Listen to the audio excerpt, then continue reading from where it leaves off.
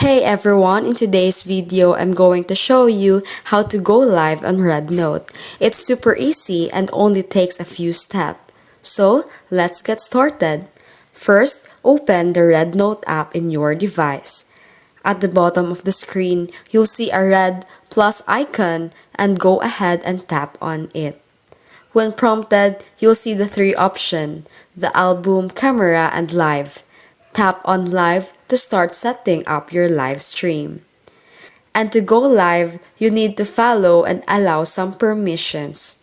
Select while using the app to give the Rednote access to record audio and video, to take pictures and access your location. Confirm these permissions to proceed. And that's it. You're now ready to go live on Rednote. Interact with your audience, share your moments, and have fun. I hope this guide was helpful. If you enjoyed the video, don't forget to like, subscribe, and hit the bell icon for more Rednote tips. Thanks for watching.